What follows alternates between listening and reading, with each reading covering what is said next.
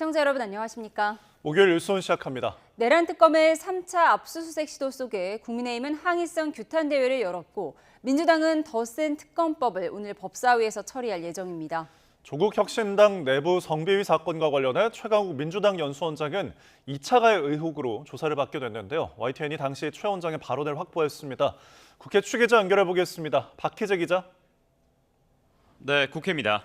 네, 내란 특검 수사가 잇따르고 있는 가운데 여야 대치 국면이 더 격화하고 있죠. 네, 그렇습니다. 국민의힘 원내대표실 등과 관련한 내란 특검의 영장 시한이 하루 앞으로 다가온 만큼 국민의힘 내부 분위기도 긴박하게 돌아가는 상황입니다. 국민의힘은 의원들은 물론 관계자들과 전국 각지에서 온 당원까지 대규모로 모여 규탄 구호를 외쳤는데요. 장동혁 대표는 아침 최고위원회의에선 특검의 칼날이 언젠가 이재명 정권으로 향할 수도 있다며 특검을 정권의 개, 특견으로 비유하기도 했습니다. 들어보겠습니다. 특견은 늘 주인을 물어뜯을 준비를 하고 있습니다. 권력의 추가 1도만 기울어도 곧바로 주인의 심장을 향할 것입니다. 이어서 조은석 특검과 검사 수사관 등 8명을 직권남용죄로 검찰에 고발했습니다. 민주당은 계엄을 고리로 국민의힘에 대한 압박을 더욱 이어가고 있습니다. 민주당 김병기 원내대표는 정책조정회의에서 김병주 의원을 상대로 계엄 직후 지휘관들의 사죄를 강요한 의혹으로 고발한 건을 언급하면서 국민의힘을 강하게 비판했는데요. 들어보겠습니다. 내란을 막기 위해 행동한 것이 어떻게 정치적 공격의 대상이 될 수 있겠습니까? 내란의 망령을 되살리려는 세력과 단호히 맞서겠습니다. 이어서 오늘 국회 법제사법위원회에서 민주당 주도로 더 센 특검법도 처리될 전망이고 내란 특별법도 상정됩니다. 이렇게 민주당은 내란 판결을 전담하는 특별재판부 설치에도 거듭 군부를 떼는 분위기입니다. 네, 그럼 오늘 열리고 있는 법사위가 화약고가 될 것 같은데요. 네, 법사위에서는 국민의힘 나경원 의원을 야당 간사로 선임하는 문제가 부각이 됐습니다. 당시 초선은 가만히 있으라는 발언 때문에 후폭풍이 이어지고 있습니다. 범여권 초선 의원들은 나경원 의원 징계안을 국회에 냈고요. 민주당 6선 추미애 법사위원장은 사과하라면서 이렇게 응수했는데요. 오늘 법사위 현장 발언 들어보겠습니다. 나경원 의원님, 오선식이나 되시면서 신상 발언과 공청회 관련한 주제를 벗어났다는 걸 구분도 못 하십니까? 오선식이 나가 뭡니까? 오선식이 나가. 네, 조국 혁신당 성비위 사건의 파장도 만만치가 않습니다. 불똥이 민주당 최강욱 연수원장으로 튀었는데 YTN이 당시 녹취를 입수했다고요?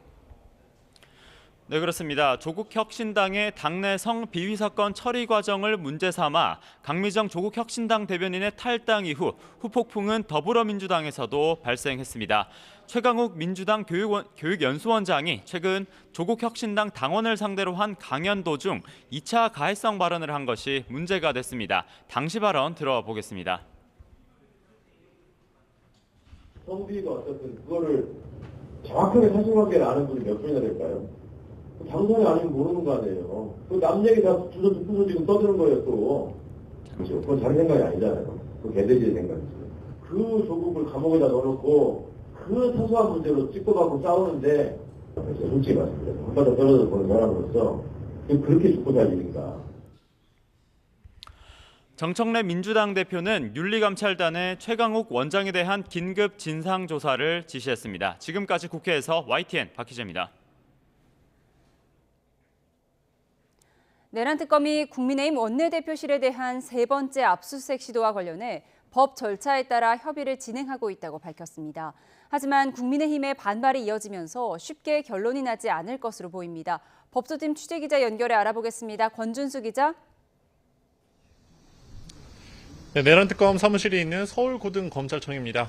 네, 특검이 오전부터 협의를 진행하고 있지만 아직도 영장을 집행하지 못했죠. 그렇습니다. 내란 특검은 언론 브리핑을 통해 국민의힘 원내대표실에 대한 압수수색은 형사소송법 절차에 따른 원만한 집행을 위해 협의를 진행하고 있다고 설명했습니다. 앞서 지난 이틀간 국민의힘이 집행을 막아서면서 특검은 추경호 전 원내대표의 계엄 관여 여부와 관련된 자료를 확보하지 못하고 있는데요. 이번 세 번째 강제 수사 시도도 계속 이루어지지 못하고 있지만 국민의힘이 제시한 임의 제출 방식 등은 고려하지 않는다며 선을 그었습니다. 영장 집행 기한이 내일까지인 만큼 시간은 부족한 상황입니다. 다만 국민의힘과 입장이 좁혀질 수 있을지는 지켜봐야 할 것 같습니다. 특검은 추 전 원내대표가 계엄 당일 의원총회 장소를 바꾸는 방식으로 소속 의원의 계엄 해제 표결을 방해한 의혹에 대해 들여다보는 중입니다. 또 지난해 3월부터 시작된 윤석열 전 대통령의 계엄 준비를 추 전 원내대표가 알고 있었을 가능성도 배제할 수 없다고 보고 있습니다. 네, 그런가 하면 특검은 한동훈 전 국민의힘 대표도 소환해서 계엄 해제 방해 의혹을 들여다볼 계획이라고요? 네, 특검은 한동훈 전 국민의힘 대표를 참고인 신분으로 조사할 방침입니다. 조만간 일정 조율에 나설 예정으로 특검은 언론 브리핑에서 한 전 대표의 의견은 계엄 해제 방해 의혹에 대한 진상규명에 매우 필요하다고 강조했습니다. 한 전 대표는 계엄 해제 의결에 앞서 추 전 원내대표가 의원총회 장소를 거듭 변경하는 동안 소속 의원들에게 본회의장으로 모여달라고 공지한 바 있습니다. 오후 들어선 박선원 더불어민주당 의원이 내란 특검에 출석해 조사를 받고 있습니다. 특검은 박 의원이 윤석열 전 대통령의 평양 무인기 침투 의혹에 대해 여러 제보를 받아 고발을 진행해 왔기 때문에 관련 조사를 진행한다고 설명했습니다. 박 의원은 특검에 출석하면서 특검이 외환 유치죄 부분을 파고드는데 상당히 어려움이 있을 거로 생각한다며 성실히 진술하겠다고 말했습니다. 지금까지 YTN 권유수입니다. 현안 청탁과 정치개입 의혹과 관련해 김건희 특검팀이 수사를 받고 있는 한학자 총재가 병원에 입원했습니다. 특검은 한 총재에 오는 8일에 출석할 것을 통보했는데 조사에 나올지 답변은 받지 못했다고 밝혔습니다. 취재기자 연결합니다. 이준엽 기자. 네, 서울 광화문 김건희 특검 사무실입니다. 네, 한 총재가 병원에 입원했다고요? 네, 통일교 한학자 총재는 어제 서울 아산병원에 입원한 것으로 파악됐습니다. 오늘 심장 시술을 받고 회복 중인 것으로 전해졌는데요. 특검은 오늘 정례 브리핑에서 이미 지난 1일 한 총재 측에 우편과 변호인 등을 통해 오는 8일에 출석 통보했다고 밝혔습니다. 그러나 현재까지 변호인으로부터 불출석 사유서를 포함해 어떤 출석 관련 통보를 받지 못한 상태라고 전했습니다. 통상 심장 수술을 받고 시술을 받고 별다른 합병증이 없으면 하루 이틀 안에 퇴원하는 것으로 알려졌지만 한 총재가 소환 통보일을 앞두고 입원하면서 특검의 조사 계획에도 영향이 있을지 주목됩니다. 네, 특검은 한 총재 소환을 앞두고 관련 의혹 수사에도 박차를 가하고 있죠. 네, 특검은 구속 기소된 윤영호 전 세계본부장과 오는 9일 구속기한이 만료되는 건진법사 전성배 씨를 오늘 오후에도 불러 관련 의혹 조사를 이어가고 있습니다. 특히 특검은 전 씨가 구속 뒤 5번째에 이르도록 조사가 진행되면서 약간씩 혐의를 인정하는 태도 변화가 있다고 밝혔습니다. 오는 8일엔 전 씨를 재판에도 넘길 방침입니다. 한학자 총재는 현안 청탁을 위해서 국민의힘 권성동 의원에게 1억 원을 전달하거나 김건희 씨에게 그라프 목걸이와 샤넬 가방 등을 전달하고 2022년 대선에서 윤석열 당시 국민의힘 후보와 마이크 펜스 전 미국 부통령의 만남을 주선하거나 권 의원의 당대표 선거를 돕기 위해 통일교 신자들을 당원 가입시킨 혐의 등을 받습니다. 네, 한 총재가 선임한 변호인들을 둘러싸고 잇따라 잡음이 일고 있죠. 네, 한 총재는 4개 법무법인의 개인 변호사들까지 동원한 대형 변호인단을 꾸린 것으로 전해졌는데요. 특검이 한 총재 변호인 가운데 한 명인 이모 변호사가 지난주 민중기 특검을 만나 차담을 나눴다고 인정했습니다. 앞서 특검은 오직 특검보만 변론을 받고 민특검이나 검사들은 접견하지 않는다는 원칙을 세웠다고 밝혔는데 이런 원칙을 어겼다는 지적이 제기됐는데요. 이에 특검은 이 변호사가 통일교 건이 아니라 다른 사건과 관련해 특검부와 면담을 한 뒤 민특검에게 인사차 들렀고 민특검은 오랜 인연 때문에 인사를 물리치지 못했다고 해명했습니다. 이 변호사가 통일교 사건을 수임했다고 밝히지도 않았고 민특검이 수사 진행 상황과 관련해 말한 바가 없었다고 덧붙였습니다. 앞서 이재명 대통령의 특검 임명 시기에 민정수석직을 수행하다가 닷새 만에 물러난 오광수 변호사도 한 총재에게 선임된 사실이 드러나며 적절성 논란이 있었습니다. 지금까지 김건희 특검 사무실에서 전해드렸습니다. 서울시 교육청이 논문 표절로 석사 학위가 취소된 윤석열 전 대통령 부인 김건희 씨의 교사 자격에 대해서 취소 결정을 내렸습니다. 서울시 교육청은 지난달 25일까지 두 차례 청문회 절차를 마치고 김 씨의 중등학교 2급 정교사 자격을 취소하기로 했다고 밝혔습니다.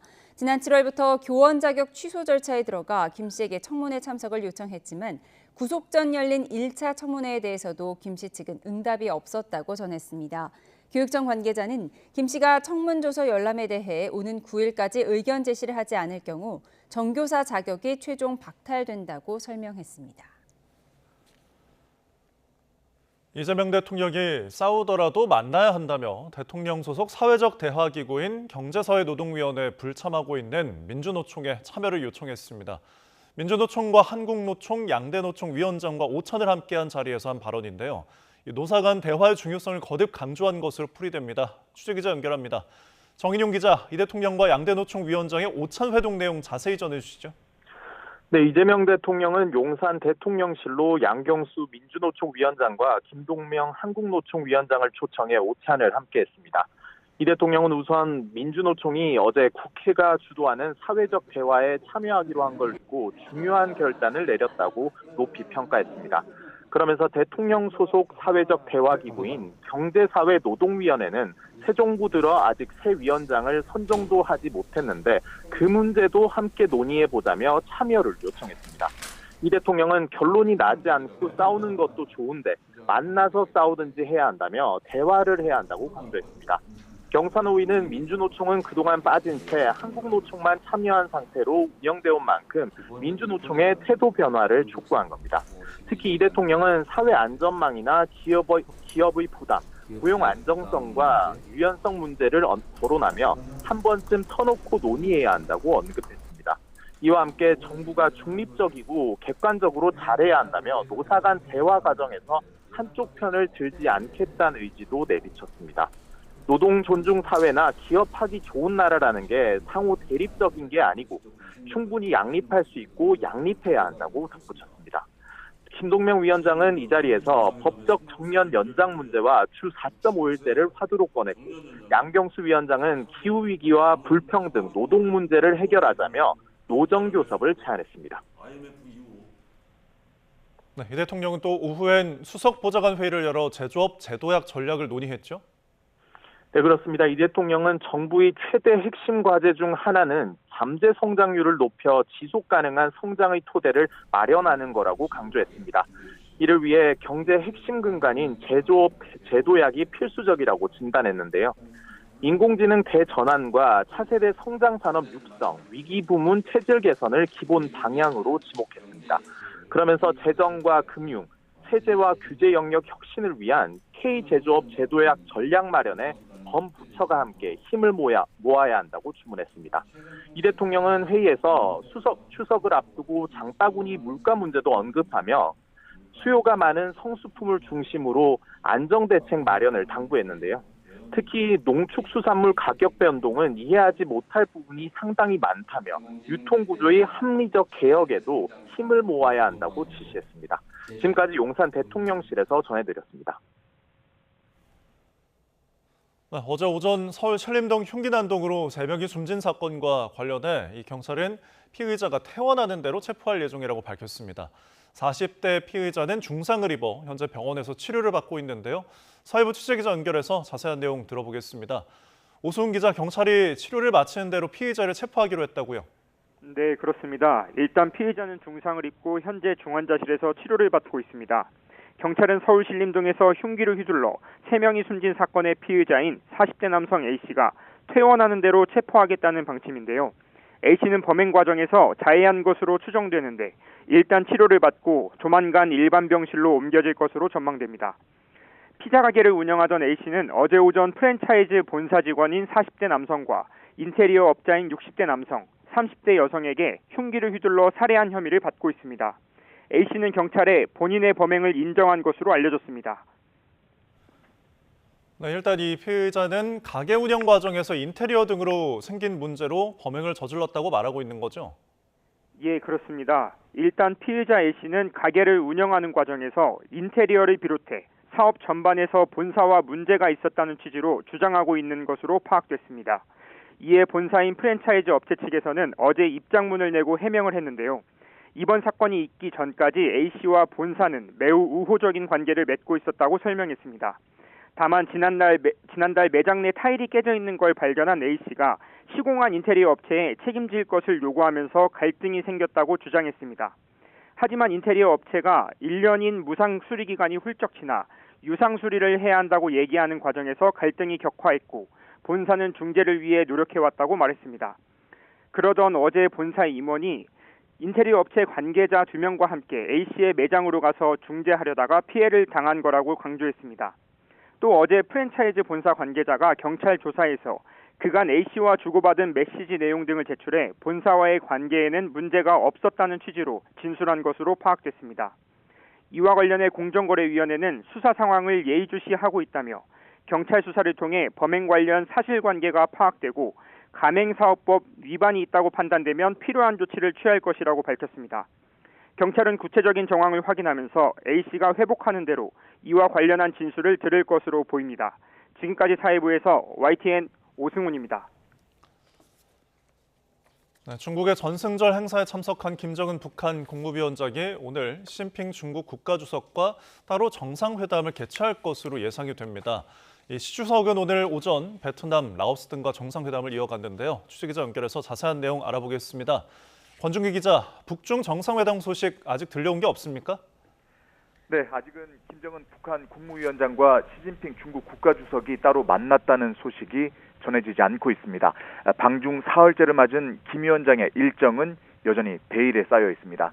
반면 어제 전승절 행사를 마친 시진핑 주석은 오늘 바쁜 공개 일정을 소화하고 있습니다. 중국 관영 신화통신은 시 주석이 라오스, 베트남, 쿠바, 짐바브웨 등과 오전에 정상회담을 이어갔다고 보도했습니다. 시 주석은 라오스와의 정상회담에서 양국이 핵심 이익과 중대 관심사에 대해 굳게 지지해야 한다고 강조했고, 베트남과의 정상회담에서는 일방주의와 정글의 법칙이라는 역류에 직면해 더 많은 국가가 단결해야 한다고 말했습니다. 시 주석이 중국을 방문한 해외 정상들과 잇따라 회담을 이어가고 있는 만큼 어제 전승절 행사에서 친분을 과시한 김정은 위원장과도 정상회담을 할 거란 관측이 나오고 있습니다. 네, 북중 정상회담에서는 경제협력 문제가 다뤄질 가능성이 높다고요? 그렇습니다. 6년 만이 될 북중 정상회담에서 양국은 경제협력을 주로 논의할 것으로 보입니다. 특히 북한의 경제를 발목 잡은 국제사회 제재 완화를 위한 전략적 소통과 지방 발전 등에 대해 의견을 주고받을 것으로 보입니다. 오는 10월 북한에서 개최되는 열병식에 시 주석을 국빈으로 초대할 가능성도 제기되고 있습니다. 또 북중 정상회의의 형식에도 관심이 쏠리는데요. 의전 관례상 단독 만차는 국빈 방문급이고 단독 오차는 공식 방문급에 해당합니다. 푸틴 러시아 대통령과는 지난 2일 정상회담을 한 뒤에 티타임과 오찬을 이어간 것으로 알려졌습니다. 국가안보전략연구원은 김 위원장의 방중을 두고 안보는 러시아와 협력을 지속하고 경제는 중국과 관계를 회복하는 안러 경중 전략을 구사할 가능성이 있다고 분석하기도 했습니다. 관심을 끌었던 시진핑 주석, 푸틴 대통령 그리고 김정은 국무위원장 간의 북중러 정상회담은 무산됐습니다. 열병식 행사에서 회동하며 3국 정상회담의 가능성을 키웠지만 푸틴 대통령이 나흘간의 중국 방문 일정을 마치고 이미 귀국했기 때문입니다. 북중러 정상회담은 시 주석의 외교적 부담감 등으로 애초에 성사 가능성이 높지 않았습니다. 앞서 열병식에서 중국 첨단 무기에 관심을 드러낸 김정은이 중국 방위산업 현장을 전격 방문하거나 경제 시찰에 나설 가능성도 있습니다. 김 위원장은 지난 2018년과 2019년 방중 때도 베이징 경제기술개발구와 교통지휘센터 등 중국의 기술 발전 상황을 엿볼 수 있는 시설을 둘러봤기 때문입니다. 어제 열병식에는 모습을 드러내지 않았던 딸 주애가 다시 공식 석상에 나타날지도 관심입니다. 지금까지 국제부에서 YTN 권중기입니다. 북한은 김정은 국무위원장의 중국 방문 소식을 대대적으로 보도하면서 주민들에게 김 위원장의 다자외교 대비를 알렸습니다. 다른 외신들은 공개하지 않은 사진을 보도하면서 북러 간 혈맹을 거듭 과시하기도 했습니다. 이종원 기자입니다. 북한 노동당 기관지 노동신문은 발행면수의 절반 가까이 김정은 국무위원장의 방중 소식으로 채웠습니다.天安문 막루에 중국과 러시아 등 다른 정상들과 나란히 선 모습을 필두로 40여 장의 사진을 공개했습니다. 종축 행사에 초대된 세계 여러 나라 국가 및 정보 수반들, 국제기구 지도자들과 함께 기념사진을 찍으셨습니다. 시진핑 중국 국가주석과 양손을 맞잡고 활짝 웃는 모습은 1면에, 북러 정상회담 소식은 3면에 실었습니다. 북중러 결속을 과시하며 주민들에게도 최고 영도자의 다자외교 무대 대비를 알린 겁니다. 이번에 그 베이징 방문에서 그 천안문 막루에서의 그 동영상, 사진 그 한 장으로 외교적 성과는 거의 다 거둔 것 아니냐, 이렇게 볼 수도 있겠습니다. 북한 매체들은 북러 정상회담 직전 양 정상이 푸틴 전용 리무진에 함께 탄 내부 모습도 공개했습니다. 다른 외신에선 볼 수 없었던 사진을 보도한 건데 거듭 북러 밀착과 혈맹을 과시하려는 의도로 보입니다. 이런 가운데 북러 정상회담에서 푸틴 대통령이 북한군의 파병이 김 위원장의 주도로 이뤄진 점을 처음 언급한 것으로 해석되면서 그 의도에 관심이 쏠리고 있습니다.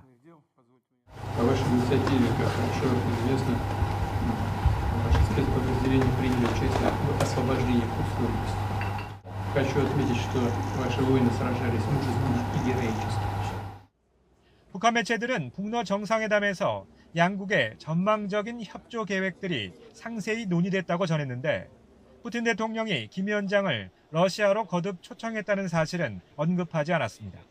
YTN 이종원입니다.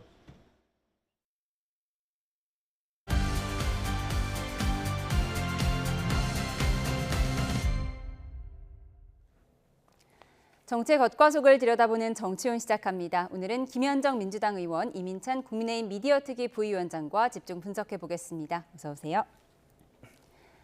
추다르크와 나다르크, 추나대전으로 시선을 한몸에 받고 있는 법사위. 오늘도 시작부터 뜨겁게 충돌했는데요. 추미애 법사위원장의 목소리부터 들어보시죠. 29회 국회 정기회 제2차 법제사법위원회를 개회하겠습니다.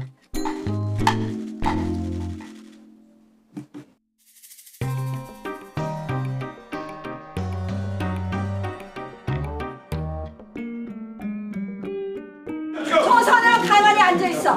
나경원 의원께 묻겠습니다. 돌아오셔서 해당 발언에 대해 사과할 의향이 있는지 의견을 표명해야 할 것입니다.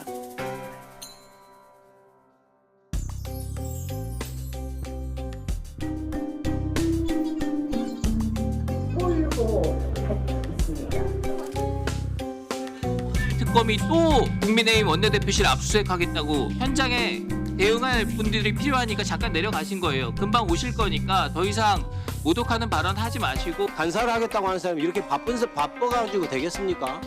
간사는 하루 종일 앉아 있어야 되는 자리입니다.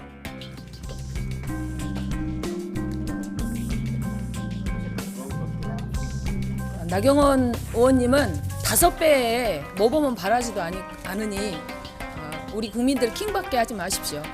20년 동안 국민 복장 그렇게 질렀으면 이제는 집으로 돌아가셔도 좋습니다. 그 간사 선임은 한마디로 우리 반 반장을 뽑는 거거든요. 네. 상임위에. 그런데 이반 반원들이 뭐라 할 수 없거든요. 우리 일반 반장 뽑는데 누가 그러더라고요. 무섭냐, 두렵냐 그런가 봅니다. 제가 가는 게 버거우신가 봅니다.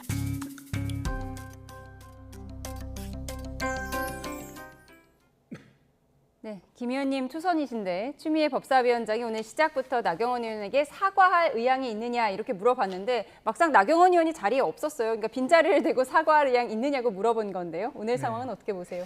뭐 어차피 말하는 발언은 전달이 될 것이니까 이제 사과의 의향이 된 건데 오늘 이제 그 민주당하고 조국혁신당하고 진보당 초선 의원들이 윤리에 제소를 했거든요. 그래서 그 연장선상에서 깔끔히 사과하고 그 문제를 좀 정리하려는 걸 수순으로 했던 것 같은데 농성장에 가셨다가 가시는 바람에 이제 비어 있는데 돌아오셔서도 뭐 사과 표명은 하지 않으셨어요. 근데 좀 아쉽더라고요. 그러니까 뭐 저희 지금 국회에 초선이 한 40% 정도가 초선이거든요. 저도 초선인데 그 국회의원은 헌법기관이잖아요. 그 선수와 상관없이 동일한 그 권한과 책임을 가지고 있는데 그 선수를 가지고 저렇게 얘기하는 거 보고 좀 깜짝 놀랐고요. 저는 기본적으로 우리 국회법 25조, 26조에 보면 국회 이제 품위 유지 의무도 있고 또 이제 그 국회의 권위를 지키기 위해서 높은 윤리의식을 지켜야 된다. 뭐 이런 조항도 있거든요. 거기에 이제 입에 대해서 이제 윤리의 제소까지 하는 일이 벌어졌는데 좀 안타깝습니다. 예. 네. 그러니까 국민의힘 측에서는 그런 거죠. 지금 초선은 가만히 있어. 이 나경원 의원의 발언이 핵심이 아니라 이 사건의 본질은 추미애 위원장이 원래 야당이 선임을 해오면 당연히 관행상 정해주는, 그러니까 간사로 정해주는 그런 관례를 깬 것이다. 이 부분인데 사실 이 초선은 가만히 있어 발언 때문에 모든 게 묻힌 상황이에요. 그럼 나경원 의원이 지금 사과하고 이렇게 끝내면 더 좋은 상황 아닐까요? 글쎄요. 이래는 좀 순서가 있지 않겠습니까? 저는 굉장히 오늘 법사위 상황은 이 본말이 전도됐다. 저는 이렇게 표현하고 싶어요. 이 문제가 왜 일어났습니까? 야당 몫에 야당이 선정하는 간사에 대한 임명을 추미애 법사위원장이 독단적으로 상정하지 않았기 때문에 시작된 논란입니다. 이 문제를 먼저 풀어야 그 다음 일이 해결될 수 있는 거죠. 그러면 저는 이렇게 되묻고 싶습니다. 어제 법사위에서는요, 민주당에서 나경원 의원을 향해서 내란 앞잡이다 이런 표현까지 썼습니다. 굉장히 사실에도 부합하지 않으면서 인격 모독성 발언이죠. 이런 부분에 대해서는 왜 아무런 문제 제기를 하지 않죠? 그렇다면 과거에 박지원 의원은 바로 그 법사위 회의장 안에서 곽규택 국민의힘 의원을 향해서 초선이 그런 식으로 정치를 하면 안 된다 이런 발언을 했습니다. 이 발언은 문제가 없는 것일까요? 저는 이 발언을 잘했다 잘못했다 잘잘못의 문제가 아니라 여야가 정치는 말로 하지 않습니까? 그런데 그 말 한마디를 갖고 모든 걸 덮어버리고 상대를 공격하기 시작하면 민주당도 더 이상 할 말은 없을 겁니다. 예. 나경원 의원은 오늘 인터뷰에서 이런 말을 하더라고요. 일반 반장을 뽑는 건데 왜 2반에서 간섭을 하느냐, 왜 남의 당 반장 선거에 간섭을 하느냐 이런 거거든요.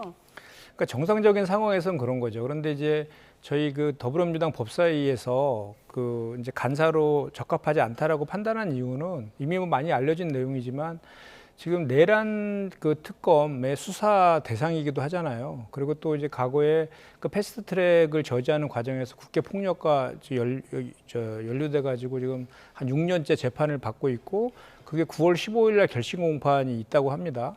그런데 이제 상임위의 간사는 상당히 소관기관에 큰 영향력을 미치거든요. 근데 지금 법원이라든지 뭐 검찰이라든지 특검 등이 전부 다 법사위의 소관기관들 아닙니까? 그렇기 때문에 그런 간사로 역할을 한다는 것이 그것도 바로 이런 시점에 한다는 것이 적합하지 않다라는 그런 취지에서 얘기하는 것이고 또 그 패스트트랙 사건과 관련해서는 또 본인이 직접 한동훈 전 그 대표 검사 시절에 공소 취소를 청탁했다라는 내용들도 알려진 바도 있고 그래서 그런 또 것들이 재발되지 않으라는 법이 없기 때문에 그런 차원에서 그 간사뿐만 아니라 오히려 법사위의 이원으로 이렇게 그 보직이 바뀐 그것 자체도 문제가 있다라는 시선으로 보고 있는 것이죠. 예, 지금 민주당에서는 패스트트랙 관련해서 재판을 받고 있기 때문에 나경원 의원이 간사를 맡는 것이 부적절하다는 의견이고 지금 또 국민의힘에서는 박범계 의원도 예전에 재판받는 중에 간사 다 했다 이런 입장이신 거죠? 박범계 의원은 간사만 하지 않았죠. 법무부 장관까지 했죠. 그 민주당의 논리는 전혀 성립되지 않는다고 봅니다. 무죄 추정의 원칙이 있고 패스트트랙은 이미 장기간 재판을 받고 있고 민주당도 많은 분들이 재판을 받고 있습니다. 그런 논리대로라면 그 누구도 법사위를 해서는 안 돼요. 민주당 과거에 최강욱 의원도 마찬가지였어요. 2심에서 유죄가 났을 때도 민주당은 최강욱 의원을 옹호하면서 법사위에 그대로 뒀습니다. 이런 문제들 과거에 따지기 시작하면 한두 끈도 없고 논리적 모순과 비약이 있다는 말씀 드리겠습니다. 예. 됐습니다. 지금 우리가 패스트트랙 재판 얘기를 이렇게 하시는데 그것보다는 더 본질적인 거는 현재 내란 특검의 수사 대상이라는 겁니다. 그러니까 뭐 그 관저에서 윤석열의 체포를 방해하는 데 그 중심에 서 있었고 또 계엄 해제 의결을 하는 그 과정에서 또 윤 전 대통령하고 통화한 그런 내역들도 확인되고 있는 거 아닙니까? 그런데 왜 하필 이런 시기에 가장 중요한 법사위 간사가 없었던 것도 아니고 멀쩡히 잘 하고 있던 분을 그냥 이렇게 바꿔가지고 이렇게 왔냐는 거죠. 이것은 결국은 의도를 갖고 들어온 것이고 그 의도라는 것이 조금 전에 우리가 얘기했던 각종 뭐 검찰 개혁 법안이라든지 또는 민생 법안 이런 것들에 대해서 계속해서 딴지를 걸기 위해서 그렇게 해서 그렇게 좀 온 거 아니라는 생각을 우리가 안 할 수가 없는 것이거든요. 그러면은 추미애 위원장은 끝까지 선임을 안 할 건가요? 나경원 의원이 만약에 사과를 하고 어느 정도 협치의 모습을 또 국민들에게 보여줘야 하지 않습니까? 근데 기본적으로 그 상임위원장들도요. 그러니까 뭐 각 당에서 이제 추천한 사람이 보통은 이제 본회의에서 승인을 내주는 그런 게 관행이긴 하지만 절차는 있는 것입니다. 그래서 간사 선임도 여야 간에 합의가 되어 갖고 안건이 상정돼 갖고 통과가 돼야 되는 거예요. 그런데 이 그 초선 의원들에 대해서 그 비하하는 발언했던 거 그것이 본질은 아니죠. 그것 때문에 뭐 반대하는 건 아니었으니까요. 그건 사과하더라도 좀 전에 제가 말씀드린 그런 그 뭐랄까 그 간사로서의 부적합한 내용들이 그대로 있는 한에는 이것이 이렇게 받아들이기에는 쉽지는 않은 상황인 것 같습니다. 끝까지 야당 간사를 선임하지 않을 것 같다 이렇게 보세요? 지금 현재로서는 그럴 것 같습니다. 예. 글쎄요, 그 지금 특검은요. 국민의힘의 원내대표실과 중앙당사까지 압수수색을 나오는 상황입니다. 야당 법사위 간사가 된다고 특검의 칼날을 피할 수 있을까요? 저는 민주당의 주장에 전혀 동의할 수가 없습니다. 지금 그리고 뿐만 아니라 조금 전에 나경원 의원의 공소취소권을 언급을 주셨는데요. 그 부분은 사실관계가 전혀 부합하지 않고 한동훈 전 대표도 사실관계가 아니라는 거 바로잡은 점이 있습니다. 그 부분은 분명히 짚고 넘어가야 할 것 같고요. 이 문제의 본질은 상임위 간사를 선임하지 않은 추미애 법사위원장에게 있습니다. 국회법 49조를 보면요. 위원장은 의사결정을 간사와 협의하여 정한다고 되어 있습니다. 이 간사를 아예 협의하지 않고 민주당에서 독단적으로 의사일정을 정하고 안건을 정하고 있습니다. 아예 야당과 협의할 수 있는 창구 자체를 만들지 않고 있는 거예요. 멀쩡히 잘하고 있던 야당 간사가 있던 게 아니죠. 예. 장동혁 대표가 당선되면서 야당 간사가 공석이 되면서 나경원 의원이 투입이 된 겁니다. 그리고 언제부터 야당 간사를 민주당에서 허락을 받고 했습니까? 이거는 전혀 국회법에도 부합하지 않고 국회 관례에도 어긋나는 초유의 사태입니다. 예, 여야 간의 극명한 입장 차이 확인해봤습니다. 한편 국민의힘은 특검팀의 압수수색 시도를 총력 저지하겠다고 나섰는데요. 장동혁 대표의 목소리부터 들어보시죠. 정치특검이 연이틀 국민의힘의 심장부에 쳐들어왔습니다. 영장의 압수수색 대상을 보면 모래사장에서 참깨 하나를 찾겠다고 난리치는 꼴입니다. 이제 특검이 이재명 정권의 심장을 겨눌 날이 곧 다가올 것입니다. 특검으로 흥한 자는 반드시 특검으로 망할 것입니다. 국민의힘은 10번, 100번, 1000번, 10,000번 정당을 해산해야 합니다. 국민의힘은 스스로 해체할 것인가? 국민과 헌법재판소에 의해서 해산당할 것인가? 선택의 순간이 다가올 것입니다. 윤석열 내란 우두머리 피의자와 절연하지 않고 당내 내란 동조 세력을 끊어내지 못하는 한 국민의힘은 내란당의 오명을 쓰고 역사 속으로 사라질 것입니다. 민주당도 그 개딸을 당하고 수박 당하고 따로 이렇게 해가지고 자기들 뜻이 맞고 뭐 그런 사람 해서 얼마나 지지를 받나 경쟁하고 또 그 저쪽도 마찬가지도 뭐 반탄 찬탄이 그 어떻게 한당을 하란 말입니까? 지금은 그 협치를 하려고 그러면 아마 정청래 대표도 그렇게 갔다가는 저도 이제 수박으로 몰릴걸요? 그러지 않겠어요 지금? 네, 정치 원로인 유인태 사무총장이 지금 민주당은 개딸당과 수박당으로 나눠져 있고 국민의힘은 찬탄 반탄 아직도 싸우고 있다 이렇게 안타까움을 표시하셨는데 정청래 대표도 협치하려고 하면 수박으로 몰릴 것이다. 그래서 협치를 못하고 있는 거다 이런 해석을 내놓으셨어요.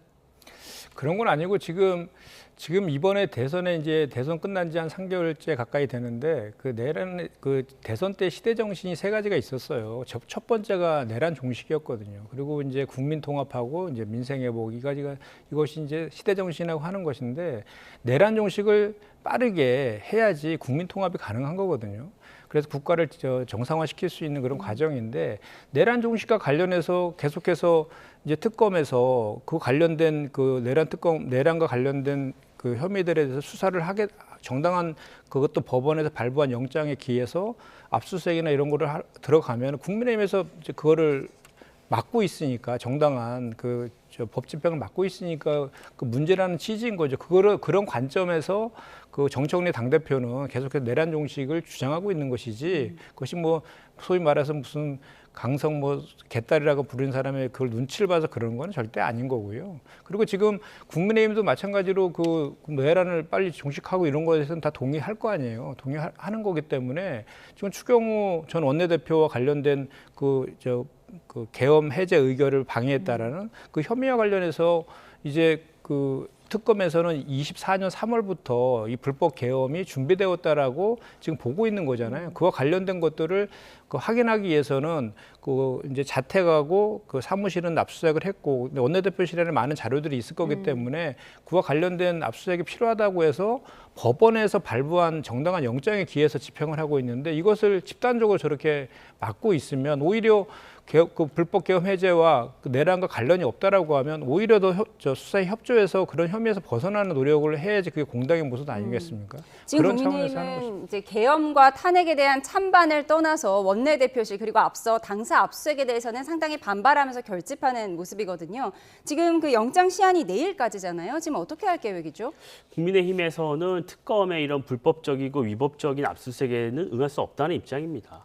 이 특검의 행태를 보면요, 이런 불법 위법적인 행상을 지금 반복하고 있어요.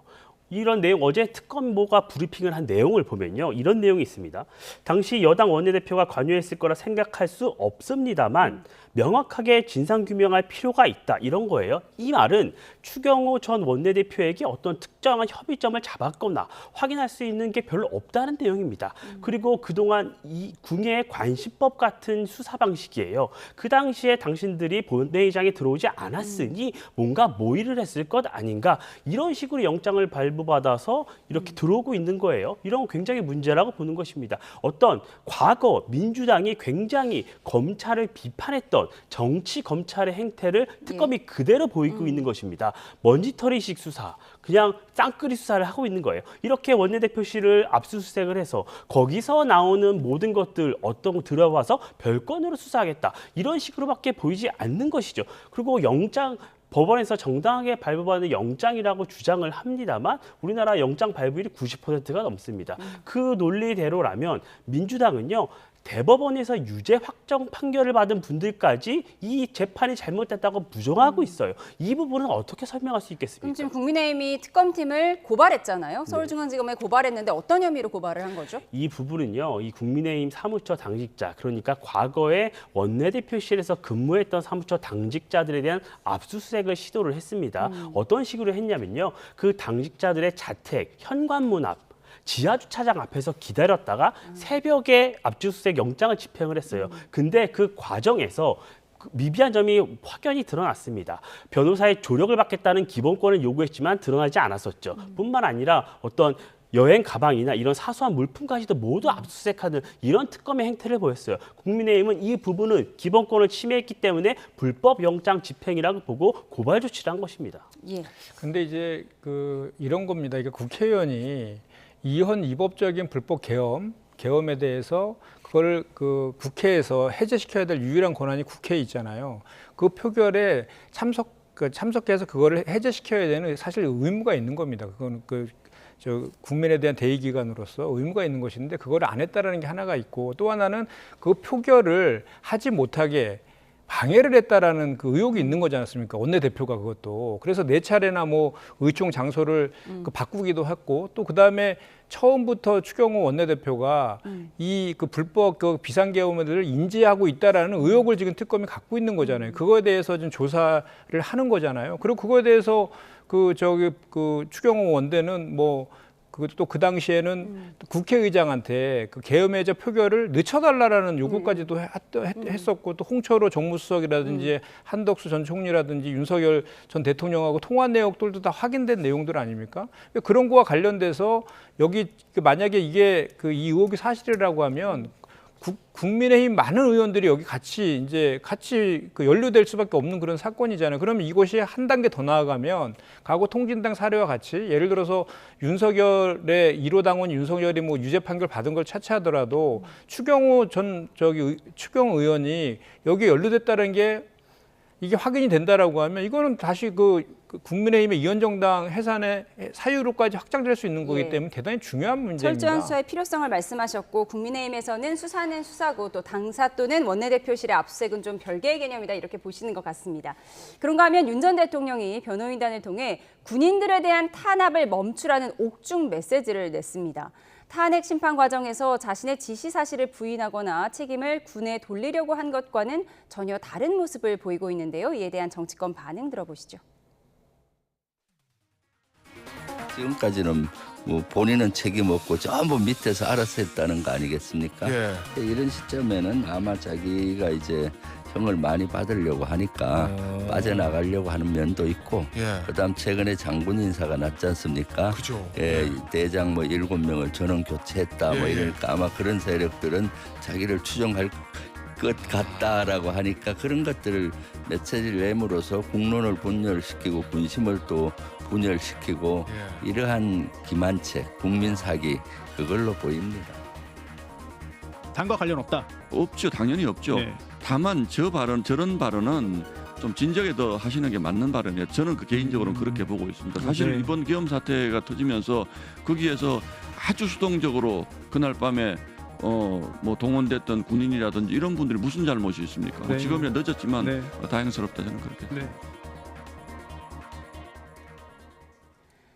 네, 윤 전 대통령이 자신의 변호인단을 통해 120글자 분량의 옥중 메시지를 공개했습니다. 지난 7월 재구속된 뒤 처음인데 군에 대한 탄압을 멈춰라. 모든 책임은 군 통수권자인 본인에게 있다. 이런 얘기예요. 뭐 그동안 어떤 특검 출사에 불출석하거나 책임을 좀 밑으로 떠넘기는 듯한 모습과는 좀 전혀 다른 모습인데요. 어떻게 보셨어요? 그러니까요. 그 탄핵 심판 당시에는 모든 책임을 부하 군인들한테 다 떠넘기고 뭐 그랬지 않습니까? 지금도 뭐 다 부정하고 있잖아요. 내가 자기가 지시한 적 없다라고 영상까지 나와 있음에도 부정하고 있는데, 근데 이제 와서 느닷 저런 그 발언을 하는 것은 그 지지층 결집을 위한 정치적인 메시지라고 저는 보여집니다. 그래서 사실 그 보수층에서는 군을 좀 상징적 존재로 생각하는 경향이 있잖아요. 그리고 저기 그 변호인이 저 발언을 전달을 했는데 그 변호인이 보니까 그 육사 출신이기도 하더라고요. 그래서 아마도 군의 전현직 군인들 쪽에서 불만들이 많이 있었던 것 같고 그것을 전달해서 저런 발언을 한 것 같은데, 저런 이제 메시지를 낸 것 같은데,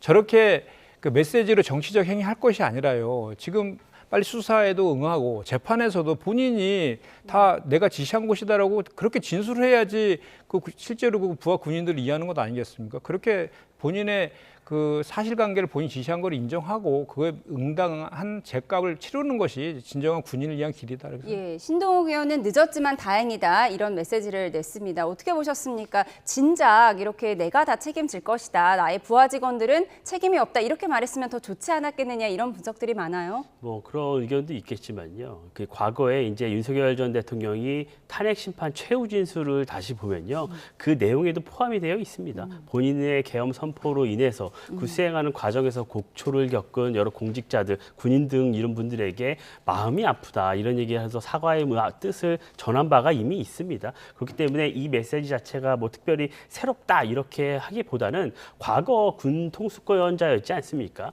그 당시 돌아가서 본인으로 인해서 본인의 어떤 계엄으로 인해서 많은 분들이 지금 사법적 판단을 기다리고 있기 때문에 가슴 아프다는 뜻을 전한 것으로 보이고요. 일각에서는 뭐 다소 정치적으로 과도한 해석을 하고 있는 것 같아요. 그런데 이 분들이 이미 과거에 이제 탄핵 심판 과정 그리고 특검에서 모든 진술을 거의 끝낸 상태입니다. 다 이번에 법원으로 넘어가 있기 때문에 어떤 법적으로 영향을 미치려 했다 이런 해석은 좀 과도하지 않나 싶습니다. 예, 그런가 하면 김건희 씨는 구치소에 외래 진료를 요청한 걸로 파악되고 있는데요. 윤 전 대통령 멘토로 불리는 심평 변호사가 이재명 대통령의 경제 멘토로 꼽히는 이한주 민주연구원장에게 공개 서한을 보냈습니다. 어떤 내용인지 화면으로 확인해 보시죠. 네, 심평 변호사는 지금 김 여사가 최저 혈압이 35, 최고 혈압이 70 수준으로 뇌 혈류량이 줄어들면서 어지러워 쓰러지거나 시야가 깜깜해지는 전신실 증상을 보인다고 한다며 돌연 과거 이한주 민주연구원장과는 대화를 언급했습니다. 이재명 대통령은 가난하고 어렵게 성장했기 때문에 인정을 베풀 줄 아는 사람이라고 서로 얘기했다면서 지금 이 원장이라도 나서서 윤 전 대통령 부부에 대한 포악한 정치 보복이 누그러질 수 있도록 해주면 고맙겠다고 했습니다. 그러면서 김 여사가 심한 우울증으로 죽음을 향한 강한 충동을 느끼고 있을 거라며 아무런 의료 대책을 해주지 않는다는 것은 참으로 야만적인 처사가 아니겠냐고 주장했습니다. 네, 김건희 씨가 어지럼증을 호소하면서 외래 진료를 요청을 했는데요. 지금 심평 변호사가 갑자기 이한주 민주연구원장에게 SOS를 청했어요. 이건 네. 어떤 의미죠? 근데 심평 저분은 그전에도 저렇게 약간 생뚱맞은 그런 그 메시지를 내가지고 사실관계가 아닌 것들도 많이 확인도 되고 막 그랬었는데 실제로의 진위는 좀 더 확인해봐야 될 문제이지만 그 교정당국이나 법무부에서 그 외래 진료를 그냥 불허하는 게 아니잖아요. 다 이렇게 그 상태를 확인해가지고 외래 진료를 허용할 여부를 갖다 판단하는 거지 않습니까? 그래서 윤석열 전 대통령도 외래 진료도 허용해주고 그랬잖아요. 그런 절차들이 다 있는데 마치 무슨 교정당국이 그런 절차를 다 위반해갖고 안 해주는 것처럼 저렇게 메시지를 쓰는 것은 대단히 부적절한 메시지 같아요. 예, 잠시만요. 지금 대통령실에서 브리핑이 있어서 먼저 듣고 오도록 하겠습니다. 예, 제가 속보가 들어와서 먼저 전해드리고 대통령실 연결하도록 하겠습니다. 오광수 전 민정수석이 통일교 한학자 총재에 대한 변호인을 맡아서 논란이 된 바가 있는데요. 조금 전에 사임서를 제출했다고 합니다. 다시 한번 전해드리겠습니다. 오광수 전 민정수석이 통일교 한학자 총재에 대한 변호인을 사임했다고 밝혔습니다. 네, 특검 측에 한학자 총재의 변호인 사임서를 조금 전에 제출했다는 소식 속보로 들어와서 전해드리고요. 자세한 소식 들어온 대로 추가로 전해드리도록 하겠습니다.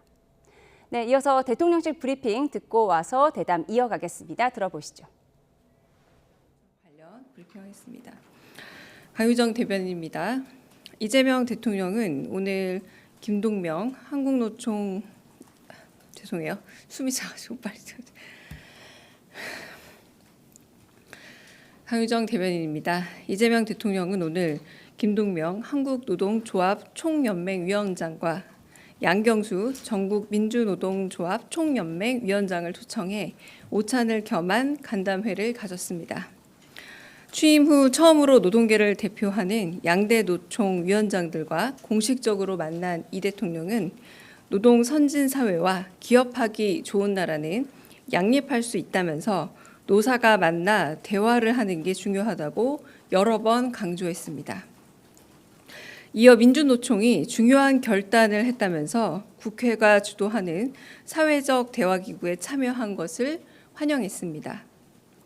특히 이 대통령은 갈등 해소와 신뢰 구축의 첫 출발은 함께 마주 앉아 대화하는 것이라면서 대통령 직속 경제사회노동위원회도 함께 하자고 당부했습니다. 이에 양대 노조위원장은 자리를 마련해 준 이 대통령께 감사를 전하면서 주 4.5일제 도입과 정년 연장, 5인 미만 사업장의 근로기준법 적용 등 노동계 관심 현안을 전했습니다. 이후 이 대통령과 양대 노총 위원장은 화합의 상징인 비빔밥을 함께 나누었고 주요 노동 현안에 대해 의견을 교환하며 진솔한 소통과 협력 의지를 확인했습니다. 이 대통령은 산재 사망 사고를 획기적으로 줄일 수 있는 방법에 대해 노동계의 의견을 물었습니다. 참석자들은 현장 노동자들이 예방의 주체가 될 수 있게 실질적인 권한을 가질 필요가 있음을 전했습니다. 이재명 대통령은 AI와 같은 첨단 기술을 맞이하게 된 상황에서 노동자들의 기술 적응력과 적용력을 높여 대응할 필요성과 공공교육의 역할을 강조했습니다. 양대 노총 위원장들의 의견을 세심하게 경청한 이재명 대통령은 신뢰 구축을 위한 대화와 소통이 중요하다면서 정례적이고 상시적인 사회적 대화를 활성화하자고 다짐했습니다. 이상입니다. 네, 혹시 질문 있으실까요? 네, 대통령실 브리핑 듣고 오셨습니다. 오늘 이재명 대통령이 양대 노총 위원장을 초청해 간담회를 가졌는데요. 노사를 만나 대화하는 게 중요하다고 여러 번 강조를 했고 민주노총이 사회적 대화기구에 참여한 걸 환영한다고 밝혔다는 내용이었습니다. 자세한 소식 들어오는 대로 추가로 전해드리겠습니다. 저희는 두 분과의 전국대담 이어가도록 하겠습니다. 오늘 조국혁신당 대변인이 당내 성비위 사건과 미흡한 후속 조치로 인해서 이를 폭로하고 탈당했는데요. 강미정 전 대변인의 목소리부터 직접 들어보시죠. 제가 마주한 것은 동지라고 믿었던 이들의 성희롱과 성추행 그리고 괴롭힘이었습니다. 그리고 그것을 외면하거나 모른 척하던 시선들입니다. 당내에 성폭력 사건을 접수한 지 5달이 되어가지만 오히려 피해자와 조력자들이 당을 떠나거나 제명됐고 조국 혁신정책원장도 침묵하고 있다고 지적했습니다. 이후 혁신당은 입장문으로 피해자 요구사항을 모두 수용해 외부기관 조사를 거쳐 가해자 제명 등 조치를 완료했다고 해명했는데 사건 파장이 민주당으로도 확산했습니다. 최강욱 민주당 교육연수원장이 최근 조국혁신당 당원을 상대로 한 강연 도중에 2차 가해성 발언을 한 것이 언론에 보도된 겁니다. 정청래 민주당 대표는 조금 전 윤리감찰단에 최강욱 원장에 대한 긴급 진상조사를 지시했습니다. 논란이 되었던 발언과 강미정 전 대변인의 말 그리고 조국 원장의 입장까지 이어서 들어보시죠. 성비가 어떻든 그거를 정확하게 사실관계를 아는 분이 몇 분이나 될까요? 방송이 아니면 모르는 거 아니에요. 남 얘기 다 주워 듣고 지금 떠드는 거예요, 또. 그냥 내가 보기에 나는 누구가 좋은데 저희가 저희 하니까 정말 맞는 것 같아. 이건 아니죠. 그 메시지의 생각이죠. 현장에 있던 당원께서 충격적인 발언이라고 생각을 했는지 저에게 녹취 음성 파일을 보내주셨어요. 어제 저녁에 받고 많이 놀랐습니다. 강미정 대변인 탈당 기자회견 어떻게 보셨습니까? 당내 성비위 문제 알고도 침묵하신 게 맞습니까? 이 문제 인지하고 계셨습니까? 네, 조국혁신당 내부의 성추행 사건 처리 문제를 놓고 당 대변인이 전격 탈당한 건데 이게 어떻게 된 일이죠? 이 조국 혁신당의 성비위는 꽤 오래된 얘기입니다. 꽤 오래전에 있었던 일인데 외부기관에 맡겨서 조사를 한다 이렇게 꽤 오랜 시간이 흘렀어요. 그런데 그 조치가 미흡했고 그 과정에서 성비위에 대한 어떤 성희롱에 대한 피해자분이 먼저 탈당을 했고 그분을 도와주던 조력자들 역시 제명을 당하거나 탈당을 했다. 이런 모습을 지켜보기 힘들었다면서 대변인이 탈당을 한 문제예요. 근데 여기서 눈에 들어온 건 이분들이 조국 전 대표에게까지 이 내용을 알렸고 도움을 요청했다는 거잖아요. 근데 조국 전 대표 역시 침묵을 했다는 겁니다. 저는 과거에 보면요. 침묵도 공범이다 이런 얘기를 많이 했었어요. 그러니까 조국 혁신당은 본인들은 외부기관에 맡겨서 피해자들을 위한 조치를 다 끝냈기 때문에 아무 문제가 없었다. 이렇게 주장을 하고 있지만 피해자들과 관련자들의 말씀은 전혀 다른 상황이에요. 그렇다면 어디에 더 무게를 실어야 될까요? 우리가 통상 이런 일이 있으면 피해자들, 사회적 약자들의 말에 좀 더 귀 기울여야 하는 것 아니겠습니까? 평소 조국혁신당은 사회적 약자의 인권 문제 이런 부분에 대해서 굉장히 많은 발언을 해왔는데 결국 자신들 내부에서 발생한 이런 문제에 대해서는 제대로 해결하지 못하고 논란이 커진 그런 상황입니다. 예, 잠시만요. 속보가 들어와서 먼저 전해드리겠습니다. 중국 외교부가 밝힌 내용인데요. 북중 정상회담 개최를 예고했습니다. 로이터 통신이 중국 외교부가 시진핑 중국 국가주석과 김정은 북한 국무위원장이 공동 관심사에 대해서 심도 있는 회담을 가질 예정이라고 밝혔다고 합니다. 다시 한번 전해드리겠습니다. 북중 정상회담이 이루어질 것 같습니다. 중국 외교부가 북중 정상회담 개최를 예고했고요. 로이터 통신 보도를 보면 중국 외교부가 시진핑 중국 국가주석과 김정은 북한 국무위원장이 공동 관심사에 대해서 심도 있는 회담을 가질 예정이라고 밝혔다는 보도가 있었습니다. 앞서 푸틴 러시아 대통령은 출국을 해서 북중러 회담은 무산이 됐고요. 북중 정상회담이 있을 예정입니다. 자세한 내용 들어오는 대로 추가로 전해드리도록 하겠습니다. 네, 조국혁신당의 성비위 사건 이야기하고 있었는데요. 이 불똥이 지금 민주당으로도 튀었습니다. 최강욱 연수원장이 피해자를 옹호하는 것을 좀 개돼지에 비유했다. 지금 이런 논란인데 지금 들어보니까 어떠십니까? 일단 지난 그 8월 31일 날 그 최강욱 원장이 이제 조국혁신당의 대전 세종시당위원장 가서 강연을 했나 봐요. 거기에서 이 성추행 관련된 내용들에 대한 발언이 있었는데 그 발언이 이제 발언의 내용은 화면에 보면은 이제 사실관계를 먼저 확인해야 되는 거 아니냐는 취지인 것 같은데 어쨌든 개돼지의 그 과정에서 비유하는 것이 2차 가해에 해당될 수 있다라는 그 논란이 있는 것 같아요. 그래서 우리 정청래 대표께서 즉시 그 당 윤리감찰단에다가 진상조사를 지시한 그런 상황입니다. 예, 진상조사를 지시해서 이제 어떻게 조치가 되는 거예요? 절차가 어떻게 되는 거죠? 진상조사를 해서 실제로 이것이 뭐 발언은 지금 네. 육성으로 나온 것이고 네네. 그 이후 조치가 어떻게 될지 궁금합니다. 그러니까 이제 진상조사를 해서 이게 2차 가해에 해당된다라고 생각하면 그에 따르는 이제 징계 절차가 이제 진행이 되겠죠. 예, 지금 조국 전 대표, 조국 원장은 지금 기자들의 질문에 대답을 안 하고 피했어요. 그러니까요. 이 답변을 피하는 건 본인의 아직 입장 정리가 안 됐다는 얘기잖아요. 그런데 이 사건이 터진 지가 굉장히 오래됐고 이미 본인이 수감 중에도 이 논란이 이어졌을 거고 당무에 대한 보고를 받았을 겁니다. 그런데도 여전히 입장이 정리가 안 됐다는 것은 이 정치인의 자질이 의심되는 부분이에요. 이 부분은 본인이 어떻게 관여가 됐든 안 됐든 본인이 당 대표로서 만든 본인의 정당이 이런 논란에 휩싸였다는 건 본인이 정리를 하고 가야 하는 부분이잖아요. 그래서 저는 조국 전 장관이 평소에는 어떤 논란이 있을 때는 제일 먼저 적극적으로 발언을 하는 분인데 왜 이런 불리한 이슈에 대해서는 책임을 회피하는 모습 굉장히 안타깝고요. 저는 정청래 대표의 조치에 대해서 한 말씀 드리고 싶은데요. 이춘석 의원의 저는 이런 주식 차명 거래 의혹이 떠올랐어요. 그때도 정청래 대표가 즉각적인 조사를 지시를 했잖아요. 근데 어떻게 됐죠? 이춘석 의원이 바로 탈당을 해서 유야무야 됐습니다. 저는 이 부분도 그렇게 마무리가 되면 안 된다. 저는 민주당이 이 책임 있는 자들이 책임 있는 조치를 해서 반드시 이런 발언, 2차 가해, 성피해에 대한 2차 가해는 책임을 물어야 된다는 말씀을 꼭 드리고 싶습니다. 근데 그 이춘석 의원 말씀을 하셨는데 본인이 탈당을 했는데도 불구하고 제명 조치까지 했어요. 다시 이제 복당 절차가 힘들어지는 그 가장 최고의 징계를 당 차원에서 했다라는 말씀을 다시 한번 드리고 그게 잘했다는 얘기는 아니고요.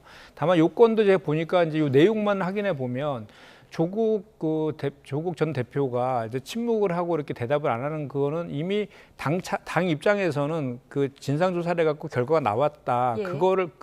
그 결과를 이제 조국 전 대표는 그대로 유지하고 있는 것 아닌가 그런 의미에서의 침묵이 아닌가 이렇게 생각을 하는데 그 진상조사 결과가 옳고 그름의 문제는 차치하더라도 지금 현재 저 화면만 봐서는 그 조국 전 대표의 태도는 그런 거 아닌가 싶네요. 예, 조국 혁신당의 성비 사건 그리고 최강욱 연수원장의 2차 가해 논란까지 짚어봤고요. 추가 반응이 나오면 전해드리도록 하겠습니다. 그런가 하면 국민의힘은 장동혁 대표 취임 후 실용주의 모드로 전환했다는 분석이 나오는데요. 김민수 최고위원과의 역할 분담 이야기까지 나오는 상황입니다. 김민수 최고위원의 목소리부터 들어보시죠. 윤 전 대통령 접견 신청이 이제 불어대고 다시 신청하실 거라고요? 어제 다시 신청을 이미 했습니다. 제가 이 부분을 저 혼자 막 진행하진 않아요. 예. 그러면 이게 장동혁 대표와 제가 이게 어제 허가가 되면 면회를 갈 것이라는 이야기도 나눴었고 또 그래요? 여기에 관심을 굉장히 많이 보였습니다. 만약에 이게 허가가 났다라고 하면 저랑 같이 가지 않았을까 개인적으로 생각합니다. 지방선거니까 자유통일당, 자유민주당, 우리공화당 그리고 자유화혁신당 적어도 4개의 자유우파 정당이 있잖아요. 4개의 자유우파 정당이 다 전부 다 후보를 내가지고 붙으면 국민의힘이 이길 수가 없죠. 이거를 무기로 국민의힘한테 양보하라고 요구할 거예요. 저는 국민의힘이 양보하면 된다고 생각해. 시장, 군수, 구청장. 그중에 한 30개 양보하면 돼. 실제 제가 요즘 전환기래한테 많이 쓴소리합니다. 부정선거 너무 언급하지 말고 그러게 뭐 공천 청탁 이런 이야기도 그것도 해서는 안 될 이야기고 그다음에 본인이 뭐 대구시장을 내가 이진수한테 양보했다 만들 수 있다 말도 안 되는 이야기잖아요. 오히려 이제 완전히 뭐 놀림감처럼 전환기 이렇게 저는 너무 안타까워요. 이거 요즘 발언이 좀 상식과 동떨어져 가지고 제가 이게 많이 쓴소리합니다. 네, 전한결 씨에 이어 고성국 씨까지 지금 국민의힘 공천을 언급하고 있습니다. 외부 유튜버가 자꾸 이 공당의 공천을 언급하는 건 상당히 부적절할 텐데요. 당에서 어떻게 보고 계세요? 유튜버잖아요. 개인 방송을 할 때 뭐 개인의 주장은 언제나 할 수 있는 얘기죠. 그런데 공당이 아직 시작되지 않은 공천 관련해서 언급하는 게 저는 무슨 의미가 있나 싶어요. 그래서 저희는 이제 곧 이 특검 전국이 어느 정도 마무리가 되면 장동혁 대표를 중심으로 지방선거를 준비하는 기획단도 꾸릴 것이고 아마 좀 더 새로운 모습, 면모의 시인을 해서 국민 여러분, 더 많은 국민들께 사랑받기 위한 작업들을 착착 해나갈 텐데요. 공당의 공천 작업이란 게요, 그렇게 간단하지 않습니다. 그러니까 여러 유튜버분들이나 뭐 장동혁 대표를 지지했든 국민의힘을 지지하는 여러 보수 쪽에 계신 분들이 주장은 할 수 있지만 그게 실현되기는 굉장히 힘든 부분이 있고 저분들은 또 저분들 나름의 포지션이 있는 겁니다. 공당은 공당이 해야 할 일이 있는 것이고요. 저는 이것에 너무 의미를 해서 우리 레거시 미디어가 너무 여기에 관심을 가질 의미를 둘 필요는 없다고 봐요. 그래서 국민의힘은 또 나름의 스케줄을 갖고 진행을 할 것이기 때문에요. 크게 우려하지 않아도 된다고 저는 생각합니다. 예, 그동안 윤 전 대통령 측근인 서정욱 변호사가 좀 중도에서는 좀 많이 벗어난 발언을 한다 이런 분석들이 많았는데 지금 워낙 전한길 씨, 고성국 씨 또 김민수 최고위원까지 극단적인 발언을 하다 보니까 상대적으로 좀 덜 극단적이다 이렇게 보이는 경향이에요. 그러게요. 그러니까 국민의힘을 진짜로 이제 걱정해서 하는 얘기 같아요. 그러니까 좀 전에 말씀하신 거와 다르게 저는 그 구구 강성 유튜버들이 국민의힘에 상당한 영향력을 미치고 있잖아요. 실제로 전한길 씨 때문에 장동혁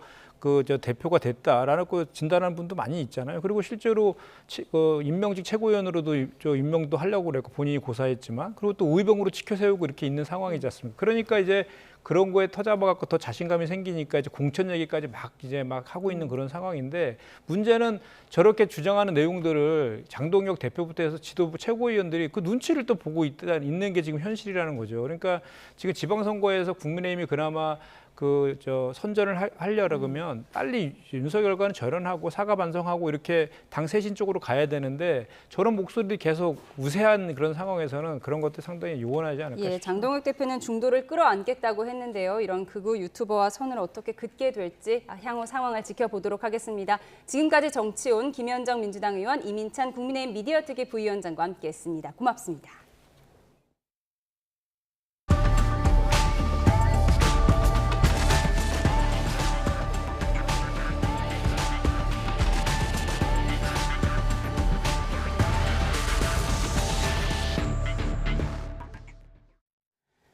극심한 가뭄으로 재난 사태가 선포된 강릉시가 전국에서 보내온 생수를 모든 시민에게 나눠주기 시작했습니다. 중부지방에 제법 많은 비가 내렸지만 이번에도 강릉은 1mm 안팎에 그쳐서 가뭄 해소에는 도움이 되지 못했습니다. 송세혁 기자입니다. 지게차가 25톤 화물차에서 생수 묶음을 내려놓습니다. 아파트 관리 사무소 앞에서는 서명을 받고 생수를 나눠줍니다. 세 분요? 네. 15병 갖고 가시면 되는데. 주민들은 생수를 수레에 싣거나 양손으로 들고 집으로 향합니다. 생명수 아닙니까? 진짜로 눈물 나도록 고맙습니다.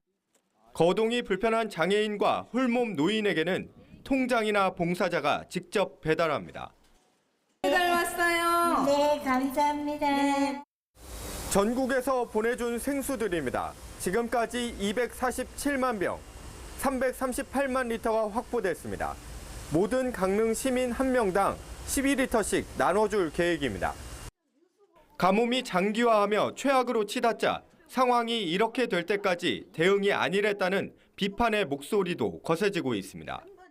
그때 대비해서 어느 정도 정말 담수를 이렇게 해놔야 되잖아요. 그러니까 참 기가 막히죠. 하늘만 바라보고 있을 수도 없고. 강릉시는 하루 7,000톤이 넘는 물을 정수장과 저수지에 공급하고 있지만 저수율은 계속 떨어져 13%마저 무너질 위기입니다. 중부지방을 중심으로 50mm 안팎의 비가 내렸지만 이번에도 강릉은 1mm 안팎에 그쳤습니다. 저수율이 10% 아래로 떨어지면 시간제 급수나 격일 단수가 불가피할 전망입니다. YTN 송세혁입니다. 네, 극심한 가뭄으로 바닥이 드러난 강원도 강릉 오봉저수지에서 22년 전 사라졌던 승용차가 발견됐습니다. 어제 오봉저수지 경사면에서 낡은 승용차 한 대가 발견됐습니다. 경찰 조사 결과 차량 주인은 2003년 당시 30대 남성으로 저수지에서 숨진 채 발견됐고 사망 원인은 극단적 선택으로 기록됐습니다. 경찰은 당시 찾지 못했던 차량이 물속에 잠겨 있다가 저수율이 13% 대까지 떨어지면서 드러난 것으로 보고 있습니다. 네, 올 여름 전국 평균 기온이 역대 최고를 기록해 관측 이래 가장 더웠다는 기상청의 분석이 나왔습니다. 기상청은 올여름 전국 평균 기온이 25.7도로 가장 더웠던 지난해보다 0.1도 높아 역대 1위를 경신했다고 밝혔습니다. 이와 함께 서울은 여름철 열대야 일수가 평년의 3.5배가 넘는 46일로 관측 이래 118년 만에 가장 많았고 역대 최악의 가뭄에 시달리고 있는 강릉 등 영동 지방은 폭염 일수와 열대야 일수가 관측 이래 가장 많았습니다. 대출 규제로 둔화하던 서울 아파트값 상승폭이 지난주와 동일한 수준을 유지했습니다. 서울 아파트값이 31주째 상승인 가운데 마포와 용산, 성동 등 한강 인접 지역에서는 오름폭이 전부 확대됐습니다. 취재기자 연결해 보겠습니다. 차유정 기자, 서울 아파트값 얼마나 올랐습니까? 네, 9월 첫째 주 기준 서울 아파트 매매 가격은 한 주 전보다 0.08% 올랐습니다. 상승률은 지난주와 동일합니다. 서울 아파트값 상승률은 대출 규제 여파로 대체로 둔화세를 이어왔지만 이번 주에는 오름폭이 전주와 같습니다. 물론 6.27 대책 발표 직전과 비교하면 상승률이 5분의 1을 밑도는 수준까지 많이 낮아지긴 했지만 서울 아파트값은 여전히 31주째 상승세를 이어가고 있습니다. 자치구로 보면 서울 25개구 가운데 9개구만 주춤하고 나머지 16개구는 상승 또는 보합을 나타냈습니다. 한강 인접 지역은 모두 지난주보다 상승폭이 커졌습니다. 마포가 0.08%에서 0.12%, 용산 0.09%에서 0.13%, 성동이 0.19%에서 0.2%로 올랐습니다. 이 밖에 중구가 0.06%에서 0.11%, 동대문은 0.08%에서 0.1%로 오르는 등 오름폭이 확대됐습니다. 강남과 서초는 각각 0.09%와 0.13% 올라 지난주와 상승률이 동일했고 송파는 0.2%에서 0.19%로 소폭 줄었습니다. 부동산원은 전반적인 매수 관망세가 계속되긴 하지만 일부 재건축 추진단지와 선호단지에서 상승 계약이 체결되면서 서울 전체가 올랐다고 설명했습니다. 지금까지 경제부에서 YTN 차유정입니다. 교육당국이 논문 표절로 석사 학위가 박탈된 김건희 씨의 교사 자격을 취소하기로 했습니다. 오는 9일까지 의견 진술이 없으면 김 씨의 2급 정교사 자격 박탈이 확정됩니다. 권민석 기자의 보도입니다. 온갖 비리 혐의로 구치소에 수감된 김건희 씨는 중등학교 2급 정교사 자격을 가지고 있습니다. 1999년 파울 클레 회화의 특성에 관한 연구 논문으로 숙명여대 교육대학원에서 석사학위를 받아 교원 자격증을 얻었습니다. 이론상으론 김 씨가 중고등학교 기간제 교사로 일할 수 있는 상태인 겁니다. 앞서 지난 6월 숙명여대는 해당 논문이 표절이라며 김 씨의 석사학위를 취소했고 서울시교육청엔 이 학위에 딸린 교원 자격도 박탈해달라고 요청했습니다. 지난 7월 초 심의 절차에 들어간 시교육청은 지난달 2차례 청문 절차를 진행했습니다. 하지만 김 씨는 청문회에 모두 불참했으며 별도 의견서도 제출하지 않은 것으로 파악됐습니다. 변호사 2명으로 구성된 청문 주재단은 결국 숙명여대 판단대로 논문을 표절로 보고 교원 자격 취소를 결정한 것으로 전해졌습니다. 시교육청은 서울 남부구치소를 통해 김 씨 측에 청문 결과와 조서를 열람하라고 통보했습니다. 오는 9일까지 의견을 내지 않으면 김 씨의 정교사 자격이 최종 박탈될 예정입니다. 논문 표절 논란이 불거진 지 4년여 만에 김 씨는 석박사 학위는 물론 교사 자격 역시 잃게 됐습니다. YTN 권민석입니다. 밀수한 마약 수백억 원어치를 텔레그램을 이용해 사고판 수십 명이 무더기로 검거됐습니다. 야산에 땅을 파 마약을 묻어 보관하고 아파트 급수기함 등에 두는 속칭 던지기 수법으로 유통했습니다. 이윤재 기자가 보도합니다. 경찰이 산을 파헤치자 비닐로 쌓인 물건이 드러납니다. 안에 담긴 건 다름 아닌 마약. 베트남에서 국제 택배로 몰래 들여와 숨겨둔 겁니다. 이렇게 보관하던 마약을 국내에 유통한 20대 A씨 일당과 구매자 등 57명이 경찰에 붙잡혔습니다. A씨 등은 비대면 거래로 단속망을 피했습니다. 텔레그램에 판매 채널을 만들어 구매자를 찾았고 아파트 급수기함이나 스위치 뒤에 마약을 숨겨 거래했습니다. 이른바 던지기 수법으로 마약을 보관하고 거래한 장소만 2,000곳이 넘습니다. 야산에 있던 마약을 이제 수거해서 그 마약들을 소분해서 대면 방식의 거래 방식에서 이제 비대면 거래로 바뀌었고, 마약 투약자들이 쉽게 찾을 수 있는 공간, 우리 주변에 너무 가깝게 있는 공간, 그런 곳에 마약들을 다 숨겼고요. 이들이 지난해 7월부터 1년 동안 시중에 유통한 마약은 70kg에 달합니다. 팔다 남은 마약만 26.6kg, 44만 명이 동시에 투약할 수 있는 규모로 금액으로 따지면 500억 원이 넘습니다. 경찰은 이들이 소지한 마약과 현금 20억 원, 명품 시계 등을 모두 압수했습니다. 경찰은 아직 잡지 못한 베트남 총책을 인터폴에 적색 수배했고 천여 명에 이르는 마약 매수자에 대한 수사도 이어가고 있습니다. YTN 이윤재입니다. 네, 조금 전 들어온 속보 전해드리겠습니다. 서대문구 초등학교에서 유괴를 시도한 피해자를 긴급 체포했다는 소식이 들어왔습니다. 20대 남성 3명을 경찰이 긴급 체포를 했고 구속영장을 신청할 방침이라고 밝혔는데요. 서대문구 초등생 유괴 시도와 관련해서 언론 보도가 앞서 이뤄졌고 이 보도와 유사한 피해를 겪었다는 추가 신고가 접수된 상황에서 경찰이 강력팀을 투입을 했습니다. 그래서 수사를 착수한 이후에 이 남성 2명이 차량을 이용해서 학교 앞에서 유괴를 시도했다, 이런 부분들이 좀 알려졌었는데 범행 차량을 추적을 해서 피의자 3명, 20대 남성을 모두 긴급 체포했고 이 중 2명에 대해서는 사안의 중대성을 고려해서 구속영장을 신청했다고 경찰이 알려왔습니다. 다시 한번 전해드리겠습니다. 서대문구에서 초등학교 유괴를 시도한 피의자가 체포됐습니다. 경찰은 20대 남성 3명을 긴급 체포해서 구속영장을 신청했다고 밝혔고요. 경찰은 최근 초등학교 유괴 시도 등의 추가 범행을 확인하고 있다고 밝혔습니다. 다시 한번 전해드리겠습니다. 경찰이 범행 차량 추적을 통해서 피의자 3명을 긴급 체포해서 이 가운데 2명에 대해서는 사안의 중대성을 고려해 구속영장을 신청했다고 합니다. 자세한 소식 들어오는 대로 추가로 전해드리도록 하겠습니다. 다음 소식입니다. 지난 5월 발생한 금호타이어 광주 공장의 대형 화재는 5년간 17차례나 불이 났던 산업용 오븐에서 시작된 것으로 밝혀졌습니다.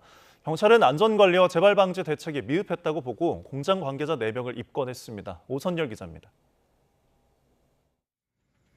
공장에서 시뻘건 불길이 치솟고 검은 연기가 쉴 새 없이 뿜어져 나옵니다.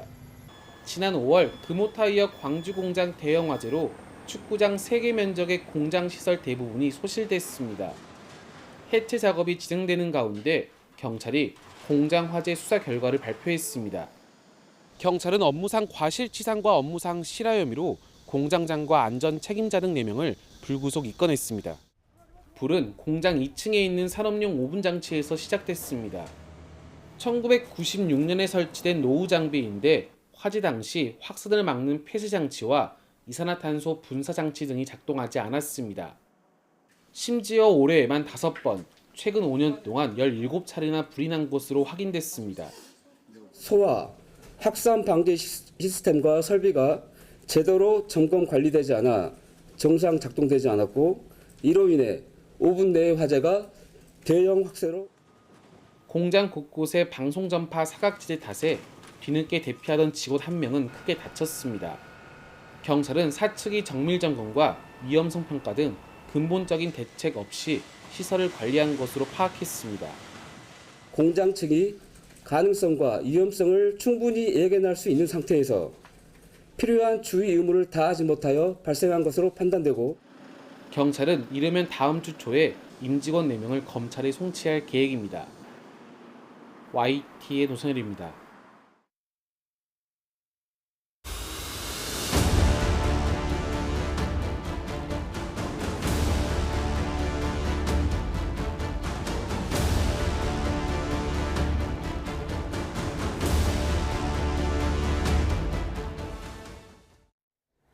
중국 외교부가 북중 정상회담이 개최된다고 예고했습니다. 시진핑 주석과 김정은 위원장이 만나 심도 있는 대화를 나눌 것이라고 밝혔는데요. 취재기자 연결해서 자세한 내용 알아보겠습니다. 권중희 기자, 중국 외교부가 북중 정상회담을 예고했다고요? 그렇습니다. 중국 외교부는 북중 정상회담이 곧 열릴 것이라고 밝혔습니다. 시진핑 중국 국가주석과 김정은 북한 국무위원장이 공동 관심사에 대해 심도 있는 대화를 나눌 예정이라고 전했습니다. 정확한 회담 개최 시점은 밝히지 않았지만 오늘 중으로 열릴 가능성이 있어 보입니다. 어제 전승절 행사를 마친 시진핑 주석은 오늘 이 바쁜 공개 일정을 소화하고 있습니다. 라오스, 베트남, 쿠바, 짐바브웨, 슬로바키아 등과 정상회담을 이어갔습니다. 하지만 북한처럼 미리 정상회담을 예고하지는 않아 중국이 김정은 위원장과의 회담을 비중 있게 보는 것으로 관측됩니다. 중국을 방문한 해외 정상들과의 연쇄회담의 마지막 순서가 될 가능성도 배제할 수 없을 것으로 보입니다. 앞서 시 주석은 라오스와의 정상회담에서 양국이 핵심 이익과 중대 관심사에 대해 굳게 지지해야 한다고 강조했고, 베트남과의 정상회담에서는 일방주의와 정글의 법칙이라는 역류에 직면해 더 많은 국가가 단결해야 한다고 말했습니다. 시 주석은 어제 전승절 행사에서 김정은 위원장과 나란히 서서 이 친분을 과시한 만큼 오늘 회담에서 어떤 논의가 있을지 관심이 모이고 있습니다. 네, 북중 정상회담에서는 경제협력 문제가 다뤄질 가능성이 높죠. 그렇습니다. 6년 만이 될 북중 정상회담에서 양국은 경제협력을 주로 논의할 것으로 보입니다. 특히 북한의 경제를 발목 잡은 국제사회 제재 완화를 위한 전략적 소통과 지방 발전 등에 대해 의견을 주고받을 것으로 보입니다. 오는 10월 북한에서 개최되는 열병식에 시 주석을 국빈으로 초대할 가능성도 제기되고 있습니다. 북중 정상회담의 형식에도 관심이 쏠리는데요. 의전 관례상 단독 만찬은 국빈 방문급이고 단독 오찬은 공식 방문급에 해당합니다. 푸틴 러시아 대통령과는 지난 2일 정상회담을 한 뒤에 티타임과 오찬을 이어간 것으로 알려졌습니다. 국가안보전략연구원은 김 위원장의 방중을 두고 안보는 러시아와 협력을 지속하고 경제는 중국과 관계를 회복하는 안러 경중 전략을 구사할 가능성이 있다고 분석하기도 했습니다. 앞서 열병식에서 중국 첨단 무기에 관심을 드러낸 김정은이 중국 방위산업 현장을 전격 방문하거나 경제 시찰에 나설 가능성도 있습니다. 김 위원장은 지난 2018년과 2019년 방중 때도 베이징 경제기술개발구와 교통지휘센터 등 중국의 기술 발전 상황을 엿볼 수 있는 시설을 둘러봤기 때문입니다. 어제 열병식에는 모습을 드러내지 않았던 이 딸 주애가 다시 이 공식 석상에 나타날지도 관심입니다. 지금까지 국제부에서 YTN 권준기입니다. 네, 전해드린 것처럼 김정은 북한 국무위원장과 시진핑 중국 국가주석이 정상회담을 할 거라는 보도가 나온 상황입니다. 네, 언제 어떤 형식이 될지는 아직 확인이 되지 않고 있습니다. 김열수 한국군사문제연구원 실장과 함께 자세한 내용 짚어보겠습니다. 어서 오십시오. 네, 어서 오세요. 네, 북중 정상회담이 이루어질지 말지 관심이었는데 결국 하기로 한 거네요. 만찬 형식이 될까요? 네, 지금 이제 오늘 시진핑 주석이 계속해서 라오스, 베트남, 짐바브웨, 쿠바 이런 나라들하고는 다 정상회담을 했는데 네.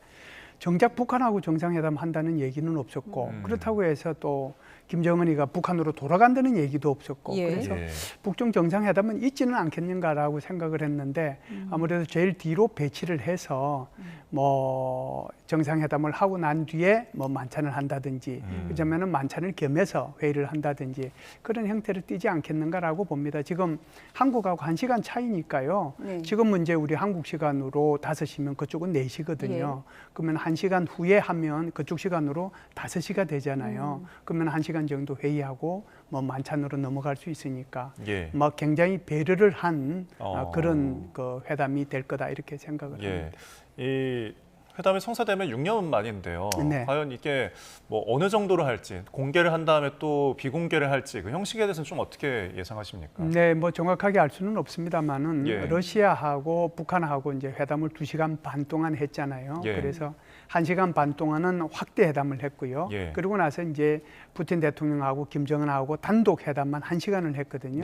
그래서 이제 2시간 반 동안 회담이 진행이 됐는데 만일 이 모델을 그대로 따라간다라고 하면 지금 이제 북한에서 이번에 수행한 인원이 조용훈이하고 그다음에 김덕훈 비서, 김덕훈이가 경제부총리 한 사람이잖아요. 경제총리를 한 사람이기 때문에 이 사람이 따라갔고 김여정이가 따라갔고 예. 그리고 이제 현송월이 이 정도만 우리가 지금 이제 노출된 인원들이잖아요. 물론 이제 딸 김주혜는 별도입니다만은 그렇다라고 하면은 이제 경제 문제를 이제 얘기할 수는 있겠죠. 그래서 이런 사람들이 따라갔기 때문에 확대 회담이 먼저 하고 경제 문제나 그렇지 않으면은 뭐 이 저기 김정은이의 그 다음 일정에 대해서 얘기를 좀 하고 그러고 나서 이제 개별 회담으로 들어가서는 조금 더 심도 깊은 얘기. 예를 들면 뭐 쌍십절 날 10월 10일 날 노동당 창당 80주년이니까 그때 뭐 시진핑 주석을 초청한다든지 그런 얘기를 할 수는 있는 거죠. 예, 어제 열병식 행사에서 이 막루에 올라가는 중에 김정은과 시진핑의 사이가 매우 좋아 보였어요. 그리고 통역사도 이제 미리 배치를 해서 이 담화를 나누려는 것을 미리 준비한 것 같다 이런 느낌도 받았는데 시진핑이 이렇게 김정은에 북한에 공을 들이는 이유가 뭐가 있을까요? 아무래도 이제 이번에 이 전성절에 김정은을 초청한 중국의 이유가 있을 거예요. 그게 이제 뭐 한 서너 가지로 얘기할 수 있을 텐데 제일 중요한 것은 지금 이 북한이라고 하는 것이 계속해서 이제 핵미사일 개발 때문에 최근 몇 년 동안에 전혀 뭐 중국하고의 관계가 안 좋았지 않습니까? 그러는 사이에 완전히 북한은 어느 쪽으로 넘어갔느냐 하면은 이제는 중국을 못 믿겠다. 오히려 이제 러시아 쪽으로 넘어갔단 말이죠. 그래서 러시아하고 소위 말하는 그 신회담, 그러니까 신조약을 체결을 하고 그리고 이제 러시아에다가 북한군을 파병을 했잖아요. 그걸 통해 가지고 많은 이제 이득을 이렇게 얻은 거거든요. 저기 북한의 입장에서 보면. 그런데 이제 중국 입장에서 보면 북한이 너무 지금 러시아 쪽으로 경도가 된 거잖아요. 그래서 이것을 좀 당겨야 될 필요가 있겠다는 그런 생각이 첫 번째 있었을 거고요. 두 번째는 이제 어제도 그 시진핑 주석이 이 연설에서 얘기를 했습니다만은 어찌됐든 지금 뭐 평화냐 전쟁이냐 대화냐 대결이냐 뭐 상생이냐 그렇지 않으면 제로섬이냐 이렇게 얘기를 했잖아요. 그만큼은 이제 자신은 평화를 갈구하고 대화를 갈구하고 그러지만은 이제 상대방 쪽에서 여기에다가 뭐 계속해서 대결을 한다라고 하면은 여기에 대응을 하겠다라고 얘기하는 거잖아요. 그렇다라고 하면은 지금 미국과 중국 간의 전략적 경쟁이 굉장히 심해지고 있는데 이 심해지고 있는 상황 속에서 북한이라고 하는 이 나라를 미국과의 경쟁 속에서 하나의 전략적 칩으로 사용을 할 수도 있는 거거든요. 그런 차원이 하나 있을 거고요. 세 번째는 아마 이런 생각을 할 수 있을 겁니다. 계속해서 요새 언론에 나오고 있는 얘기가 북한과 미국 간의 정상회담의 가능성. 그게 이제 지난번 이재명 대통령께서 미국에 가셨을 때도 이제 이 얘기가 나왔잖아요. 그래서 그 가능성을 이렇게 염두에 둔다라고 하면 미리 사전에 이 문제에 대해서 김정은한테 무슨 뭐 지시할 거라든지 그렇지 않으면 얘기할 거라든지 소위 말해서 인식의 공유 이런 것들이 좀 필요하지 않았는가. 그렇기 때문에 좀 살뜰하게 김정은을 대했다 이렇게 볼 수가 있죠. 그러니까 이게 2018년 과거를 통해서 또 지금 현 상황을 좀 분석을 해볼 수 있을 것 같은데 이제 북미 정상회담이 이제 이루어지기 전에 또 북한이 중국과 만났잖아요. 그래서 지금 이제 만나고 나서 또 그럼 그 가능성이 열리는 거 아니냐라는 분석인데 어떻게 보십니까? 지금 보면 2018년도 상황을 보면 2018년도에 3번을 중국을 갔고 2019년도에 1번을 갔거든요. 근데 4번을 갔는데 4번 간 것이 제일 첫 번째 간 것은 남북 정상회담 전에 갔고요. 그다음에 두 번째 간 것은 북미 간의 싱가포르 정상회담 전에 갔어요. 그리고 이제 세 번째 간 것은 북미 싱가포르 정상회담 끝나고 그 보고하러 간 거죠. 뭐 어떤 식으로 얘기가 됐다라고. 그리고 이제 2019년도 1월 달에 간 것은 2월 달에 계획이 돼 있었던 하노이 회담을 염두에 두고 미리 가서 사전 조율을 한 거거든요.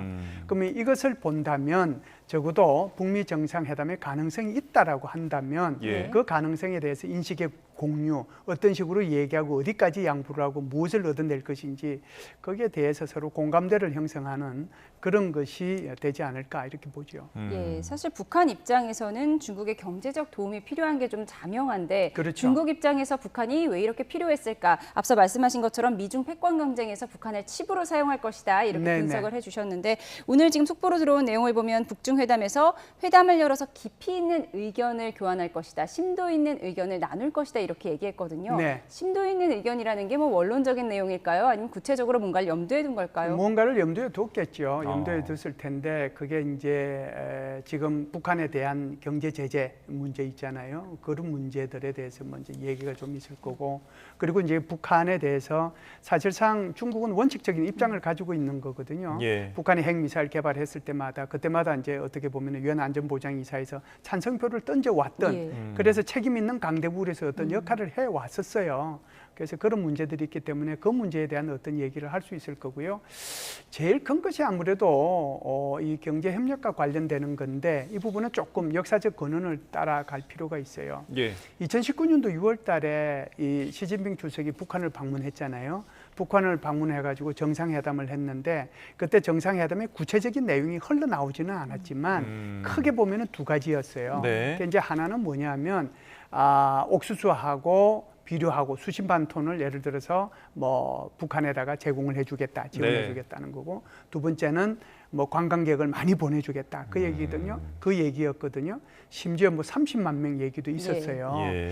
그러면은 이것이 이제 2020년부터 시행이 됐어야 되는 건데 아시다시피 뭐가 있었습니까? 코로나가 있었잖아요. 예. 그러니까 모든 것이 이제 단절이 된 거죠. 어떻게 보면은 중국의 입장에서 보면은 북한에 대한 부채가 이제 하나 있는 거거든요. 네. 그래서 이 문제와 관련이 돼서 어떤 이제 중국에서 어떤 조치들을 최근 몇 달 동안에 했느냐 하는 것을 말씀을 드리면, 북한에도 중국 대사관이 있잖아요. 예. 중국 대사관에서 최근 5개월 동안에 북한의 농지, 항만, 의료 현황 이 세 군데를 집중적으로 조사를 해서 그 보고서를 만들어서 북경에다가 넘겼어요.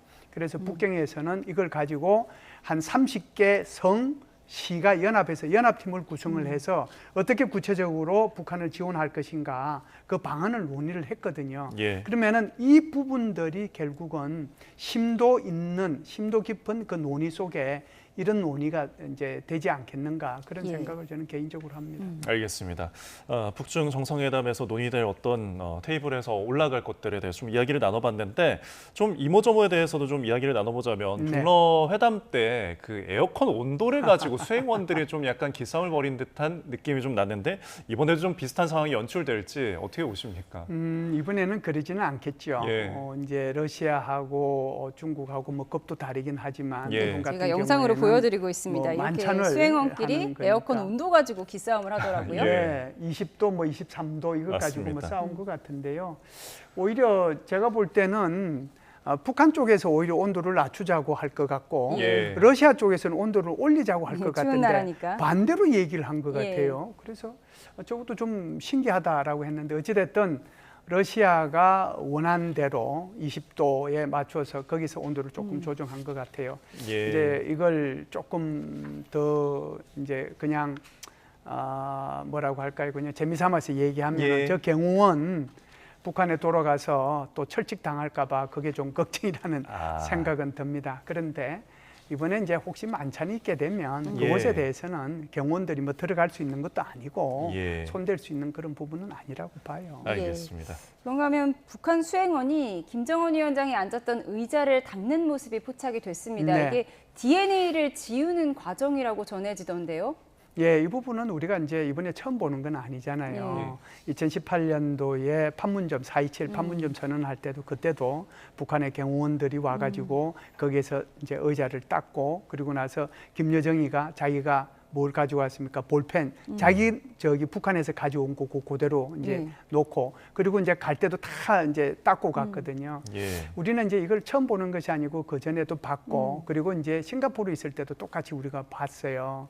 그래서 이 말의 의미는 김정은의 생체 정보에 대해서 대단히 민감하다라고 하는 거예요. 그래서 자칫 잘못하면은 담배꽁초 그거 가지고 우리 범죄 이게 수사할 때도 그 담배꽁초 가지고 사람을 이렇게 범인을 찾아내지 않습니까? 그 속에 DNA가 있기 때문에 그 DNA를 분석하면 그 생체 정보를 다 알 수 있는 거거든요. 그렇기 때문에 담배꽁초까지 다 회수해 갈 뿐만 아니라 쓰는 볼펜, 만년필 이런 것들도 다 회수해 가고 또 닦기도 하고 그렇게 해서 어떠한 생체 정보, DNA도 바깥으로 이렇게 나가지 않도록 하는 데 네, 그 닦는 목적이 것까지는 있다. 이해가 되는데 네. 배설물까지 도로 가져간다고 해서 좀 충격적이더라고요. 네, 그게 4.27 판문점 때도 화장실 갖고 왔어요. 그리고 이제 하노이 갈 때도 그리고 이제 싱가포르 갈 때도 화장실 별도 화장실 가지고 갔고요. 예. 그리고 이제 여기 전용 열차 거기 태양호 있잖아요. 거기도 예. 이제 거기 화장실 별도로 따로 있거든요. 물론 뭐 거기야 따로 있어야 되겠지만 그래서 화장실까지 가지고 갈 정도로 민감한 것이 바로 김정은의 생체 정보인데 그걸 거꾸로 얘기하면 그만큼 건강이 좀 취약한 부분이 있다라고 하는 것을 예. 이제 얘기하는 거잖아요. 예, 알겠습니다. 자, 저희가 이제 또 시진핑 주석과 러시아 푸틴 대통령이 이제 이야기를 나눈 부분도 굉장히 네. 화제가 됐습니다. 일단 듣고 이야기 나눠보겠습니다. 发展，人类的器官会不断的移植，甚至越活越年轻，甚至会长生不老。预测呢，本世纪呢，可能 связанные с заменой органов, они позволяют человечеству надеяться на то, что активная жизнь будет продолжаться не так, как сегодня, так средний возраст в разных странах разный, но тем не менее, а существенным образом продолжить. 네, 장기 집권 중인 두 이제 정상이 나눈 대화가 좀 화제가 됐습니다. 어떻게 보셨어요? 뭐 푸틴은 이제 52년생이고 예. 그다음에 시진핑은 53년생인데 만으로 따지면 지금 현재로 네, 기준으로 나이가 하면은 같고. 둘 다 72예요. 그런데 지금 150년 얘기하잖아요. 그럼 더블로 더 살겠다고 하는 건데 옛날에 진시황이나 지금에는 똑같고 저걸 의도적으로 흘렸을 수도 있다. 왜 그러냐면 지금 이제 푸틴 대통령 같은 경우는 25년 장기 집권하고 있는데 예. 짜르 시대를 새롭게 열어갈 수 있다. 그래서 2037년까지 지금 헌법상 뭐 이상 없이 이제 대통령직을 수행을 할 수 있거든요. 예. 그리고 이제 시진핑 같은 경우에도 연임 못하도록 돼 있는 그거 없애버렸단 예. 말이죠. 그러면 저게 이제 4연임이 될지 5연임으로 갈지 이건 모르는 거예요. 예. 그래서 저걸 의도적으로 흘려서 다른 사람들로 하여금 이 시진핑과 푸틴의 의도가 뭔지를 알게 하는데 목적이 있지 않았을까. 그런 생각을 합니다. 알겠습니다. 저희 김열수 한국군사문제연구실장과 함께 이번에 북한의 중국 방문 이야기 나눠봤습니다. 오늘 말씀 고맙습니다. 고맙습니다. 감사합니다.